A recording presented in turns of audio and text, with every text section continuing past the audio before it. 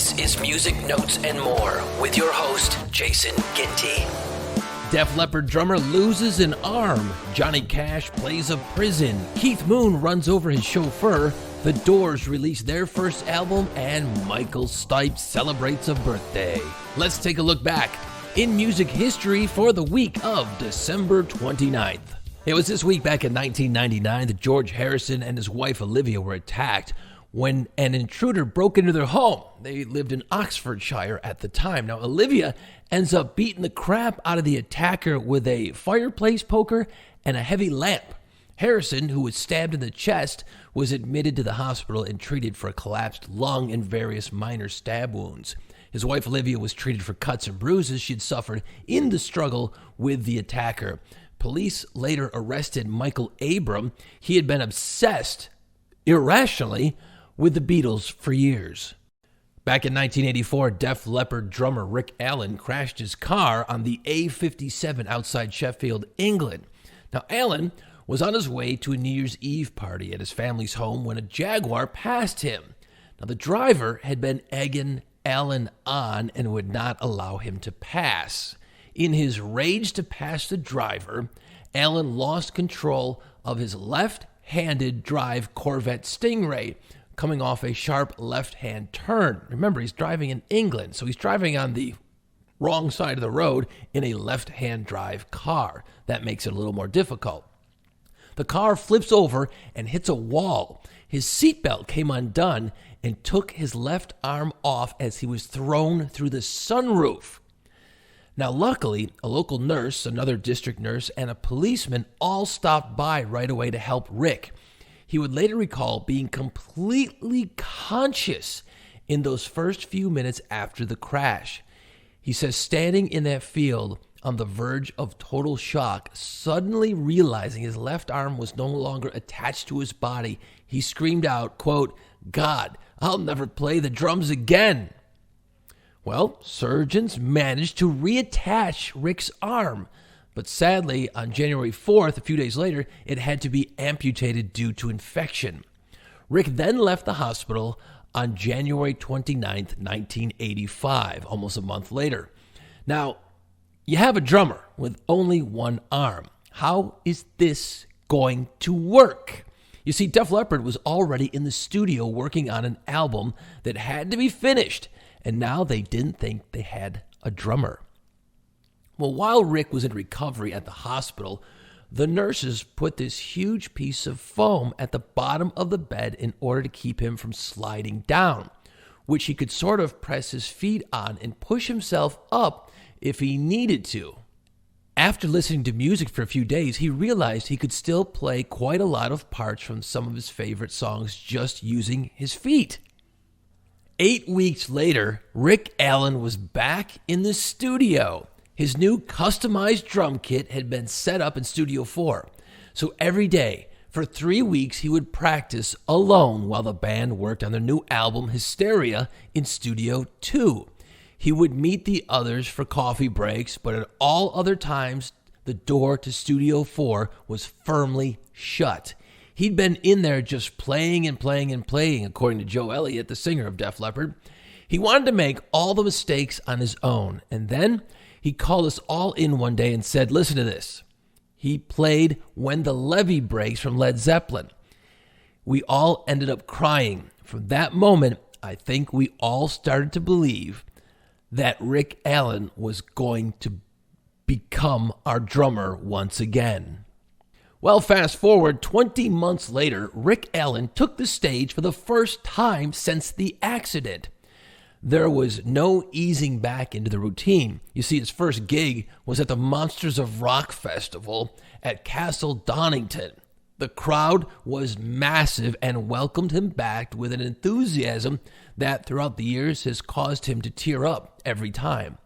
The Hysteria album the band was working on pre-crash went on to sell over 20 million copies worldwide.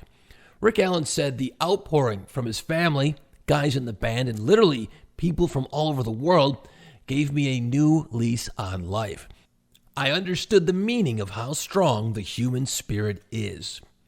Rik started the Raven Drum Foundation, a nonprofit that works to inspire others through their time of tragedy and hopelessness. The foundation has worked closely with wounded military members and offers free tickets to every Def Leppard concert. He says, quote, "It was obviously an awful time, losing my arm, especially being a drummer. But honestly, it's really become a blessing. It's something that I've been able to share with others, especially some of our wounded warriors, and just being able to share my life experience and inspire others. What a great deal. It's really become something very special, and it's something that's very healing to myself as well. Not only to the men and women that I work with, but to me." This week, back in 1959, Johnny Cash played a free concert for the inmates of San Quentin Prison, California.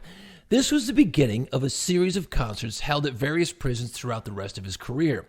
Cash, who was arrested several times but never sentenced to prison, performed the concert out of the kindness of his heart and a feeling of compassion for those who had made bad choices, as he once had. During his New Year's Day show, 19-year-old Merle Haggard, who was serving time for burglary, was in the audience. In fact, Haggard credits the concert with turning his life around. He says, quote, "He had the right attitude. He chewed gum, he looked arrogant, and he flipped the bird to the guards. He did everything the prisoners wanted to do. He was a mean mother from the South who was there because he loved us." When he walked away, everyone in that place had become a Johnny Cash fan. Merle Haggard, of course, went on to be quite the country musician in his own right. Cash went on to perform at several other prisons, ultimately inspiring two albums: Johnny Cash at Folsom Prison, released in 1968, and Johnny Cash at San Quentin, released in 1969. The Man in Black did more than just perform at prisons, always for free, though. He tirelessly campaigned for the rights of prisoners. Cash became an outspoken advocate for those behind prison walls. He identified with the prisoners because many of them had served their sentences and had been rehabilitated in some cases, but were still kept there the rest of their lives. He felt a great empathy with those people. This week, back in 2005, Green Day were at number 1 on the album chart with their 7th album called American Idiot. This is a great album, man. Now listen, the album went on to be nominated for 7 Grammy Awards, winning Best Rock Album for 2005. American Idiot is the 7th studio album following the disappointing sales of their previous album, Warning, back in 2000. Now, the band took a break before beginning their next album called Cigarettes and Valentines. The recording was cut short when the master tapes were stolen, and the band decided to start from scratch. So, Cigarettes and Valentines never happened, never came out. So they started all over again, and a concept album dubbed a punk rock opera by the band members, American Idiot, follows the story of Jesus of Suburbia, a lower middle-class American adolescent anti-hero. American Idiot became a musical that used every song from the record as well as some songs from the follow-up album, 21st Century Breakdown. The musical premiered in Berkeley in 2009 before debuting on Broadway in 2010. Definitely go back and listen to American Idiot from beginning to end. Follow the lyrics because it's pretty amazing. It was in 1969 this week that Jimi Hendrix was appearing live on the Lulu TV show in the United Kingdom. And he was booked to perform 2 songs. He was supposed to play Voodoo Child, which was performed in full. Then Hendrix stopped performing his new single called Hey Joe after a verse and a chorus, and then launched into a version of the Cream song Sunshine of Your Love. And this was done in a tribute to the band who had split just a few days earlier. Jimi Hendrix then continued jamming and jamming and jamming. He continued jamming and running over the allotted time slot on the live show, preventing the show's host, Lulu, from closing the show properly. They just had to chop it off at the end and go on to the next program. This week, back in 1946, the great John Paul Jones, bass player, keyboards, producer with Led Zeppelin, was born. Now, he was a session player in the 1960s. He worked with the Rolling Stones, the Yardbirds, Donovan, Jeff Beck, Herman's Hermits, Lulu, Tom Jones, and many, many others. In recent years, Of course, well, wait, let me backtrack. He then was in Led Zeppelin for quite a long time. Anyway, in recent years, Jones has worked with REM on 1992's Automatic for the People album. In 2005, the Foo Fighters were working on the In Your Honor album. Dave Grohl put in a phone call to Jones to see if he'd be interested in coming into the studio to add a bit of instrumentation. Well, John Paul Jones loves to collaborate with other musicians. He agreed to play the mandolin on a song called Another Round and the piano on the song called Miracle. Jones would collaborate with Dave Grohl once again 4 years later, along with Queens of the Stone Age frontman Josh Homme in a supergroup named Them Crooked Vultures. That is a great album as well. This week back in 1967, The Doors released their self-titled debut album called The Doors. Now, the album features their breakthrough single, Light My Fire, of course. It also features Break On Through and The End. The album was recorded by producer Paul A. Rothchild and audio engineer Bruce Botnick at Sunset Studios in Hollywood, California, in less than a month. In The End, the vocal interlude of the final minutes was mixed down to make Morrison's repeated use of the word fuck unintelligible. Yes, there is him. You can hear it. It's been re-released and remixed. There is a version where he is just saying fuck over and over and over again at the end of the song. And by the way, it's pretty awesome. Anyway, they had to take that out because it was 1967 and there's no way that was going to be allowed.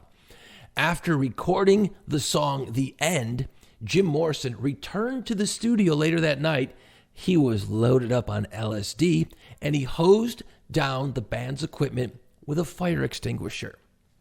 Now, the song would go on to be featured prominently in Francis Ford Coppola's 1979 Vietnam War film Apocalypse Now. And man, you want to talk about a song being used perfectly in a film, that is one of those great instances. Now, Break On Through to the Other Side only reached number 126 on the singles chart due to very little radio airplay. You see, Elektra Records edited the line, "She Gets High," out of the song, knowing that a drug reference would discourage airplay. Again, you can listen to updated versions of it today, and that line has been put back in, and it actually makes the song sound even better. Their breakout hit, Light My Fire, was composed by guitarist Robbie Krieger. Now, although the album version was over 7 minutes long, it was widely requested for radio airplay. So the record label thought that a single version would be better, so they edited it down to under 3 minutes with nearly all the instrumental break removed. The album peaked at number 2 on the charts in September of 1967. Which album was ahead of it? Yeah, that's right. The Beatles' Sgt. Pepper's Lonely Hearts Club Band album was at number 1. Now, to promote the album, Elektra Records purchased the very first rock billboard in history. You see, billboards had traditionally been used to push films, food, cigarettes, and a host of other products. And this was the first time a rock band would appear on a billboard. In the bio for the album, Jim Morrison claimed his parents to be dead. Well, they were very much alive. Now, he just hadn't spoken to anyone in his family for years. They had no idea he was in a band. That's right, his family didn't know Jim Morrison was in a band. That's how long they had been separated. Jim Morrison's brother, Andy, only found out when a classmate showed him the Doors album cover and pointed out his resemblance to the lead singer. Quote, "A friend of mine brought me the album. I'd been listening to Light My Fire for months, and I didn't know that it was Jim Morrison, my brother, singing that song." This week back in 1999, 3 ferrets, yes, 3 ferrets named Beckham, Posh Spice, and Baby Spice were used to lay power cables for a rock concert being held in London. You see, workers were not allowed to dig up the turf at the Royal Park Stadium. Organizers found that rods could not push the cables through the tiny tunnels that were under the stadium, which frequently bend and they dogleg. So the ferrets were eased into tiny nylon harnesses with wires which were then attached to a rope. The animals ran into a series of ducts which were under the stage like rabbit runs, leading the cables with them. The ferrets instinctively make for any hole in the ground and are enticed to the end of the duct by a slab of smelly meat. The New Year's Eve concert featured Simply Red, Eurythmics, and Brian Ferry, and the cables were run by harnessed ferrets. Can you imagine being in that meeting and some guy goes, you know what? I got some ferrets we can use. I mean, think of that. That must have been one weird meeting, but it worked. This week back in 1970, chauffeur Neil Boland was accidentally killed when The Who's drummer Keith Moon ran him over with his Bentley. You see, Moon was trying to escape from a gang of skinheads after a fight broke out at a pub in England. Boland got out to try and protect the car, but left it in gear. He fell under the car and it started moving, with Keith Moon jumped behind the wheel and he tried to escape the fight. Well, you see, the problem with that is Keith Moon never passed his driving test and didn't have a license and apparently wasn't a very good driver. This week back in 1986, Irish singer-songwriter and bassist Phil Lynott of Thin Lizzy died of heart failure and pneumonia after being in a coma for 8 days following a drug overdose. With Thin Lizzy, he had the 1973 hit Whiskey in the Jar, which of course was their version of the traditional Irish song, and later on, Metallica would go on to cover their version of Whiskey in the Jar. They also had hits, The Boys Are Back in Town, Jailbreak, Waiting for an Alibi. Either way, great band. The group's 1978 album, Live and Dangerous, spent 62 weeks on the United Kingdom chart. Today, there's a life-size bronze statue of Phil Lynott. It was unveiled on Harry Street in Dublin, Ireland in 2005. I was in Dublin a few years ago, and yeah, I walked by, grabbed a pint, and stood out there and drank a pint with the statue of Phil Lynott. Back in 2006, the house where Johnny Cash lived for 35 years was bought by Bee Gee singer Barry Gibb. Now, the very rustic house near Nashville, Tennessee, went on the market in June of 2005 with an asking price of $2.9 million. Barry Gibb said he planned to preserve the house to honor the Cash memory. Well, unfortunately, Gibb's ownership of the house was short-lived. In April 2007, the house burned to the ground. Gibb was having the house renovated when a flammable spray sealer caused fire to break out during construction. This week back in 1960, Michael Stipe was born. Of course, you know him as a singer, songwriter, musician, photographer, and the leader of REM. Now, the band was pivotal in the creation and development of the alternative rock genre. You see, Stipe met the other members of REM and dropped out of school in 1980 to focus on the band. Stipe had planned a collaboration with friend Kurt Cobain, of course, you know him as lead singer of Nirvana, in 1994. Partly in an attempt to lure Cobain away from his home and his drug addiction. However, they did not manage to compose or record anything before Cobain's suicide.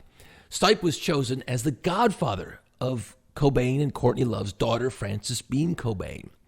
REM recorded the song Let Me In from the 1994 album Monster as a tribute to Kurt Cobain. As a member of REM, Stipe was inducted in the Rock and Roll Hall of Fame in 2007. Music Notes and More is written, produced, and hacked together by me, Jason Ginty, and is brought to you by Pirates of the Quarter Tours, the most unique walking tour of the French Quarter in New Orleans. Get the details at piratesofthequarter.com. And be sure to like and subscribe to the podcast and follow me on Facebook, Twitter, Instagram, and check out my YouTube channel.